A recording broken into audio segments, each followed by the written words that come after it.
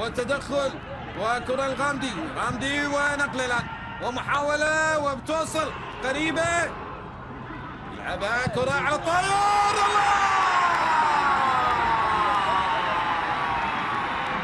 جول القحطاني،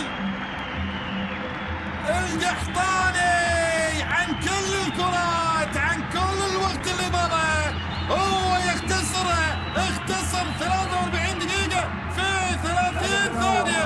عبد الرحمن القحطاني في اللقطة الأخيرة، وهدف حلو حلو للنصر، لأنه كان معقد النصر على نفسه في الكرات اللي داخل 18، لكن القحطاني اختصر في 30 ثانية. شوف اللعبة على طول في بلمسة كانت على الطاير. شوف اللعبة من عبد عطيف إلى القحطاني، ما سكنها إلا بالشبك، الشبك اللي سكنه، وبالتالي هدف نصراوي في اللحظات الأخيرة، في اللحظات مقطوعة تصل للقحطاني في جهة اليسار، حاول يعدي يلعبها كرة في النص، شراحيلي أو إبراهيم غالب يلعب له كرة في الأمام، يوفي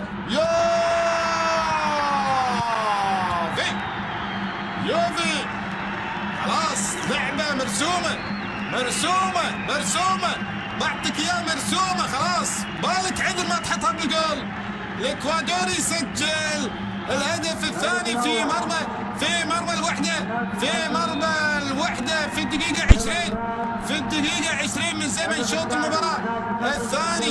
الثاني ياتي يوفي الاكوادوري. شوف اللعبة، ابراهيم غالب عملها في بالقياس حقيقة، ما عملها بمكان مثالي جدا، بين ثلاثة عملها في كرة واحدة، ضرب بالدفاع الوحداوي بتمريرة 3 لاعبين الوحدة بكرة واحدة عملها ابراهيم غالب وحطها في الجول، هو اليوفي الاكوادوري. وبالتالي هدف الثاني للنصر في مرمى الوحدة، يأمن الطريقة الهجومية، وكرة ملعوبة الآن أمامية ومحاولة خطرة وحدوية، جول!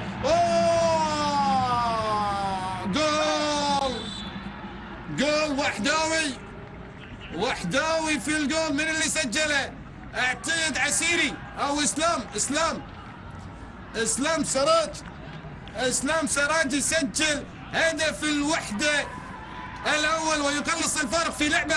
شوف في العمق الدفاعي وكرة محاولة، والله مهند عسيري تمريرة بينية على طول. مهند عسيري سجل الهدف الرابع في البطولة في المسابقة، والهدف الأول للوحدة في مرمى النصر، وبالتالي هدف تقليص الفارق الآن في رمية تماس. سيكو بيلعب رمية تماس، عباس صاحب الهدف الثالث والاطمئناني بالنسبة لنادي النصر. لكن هكذا بدأت وهكذا انتهت قصة الهدف الثالث التي أتت من التمرير الساحرة.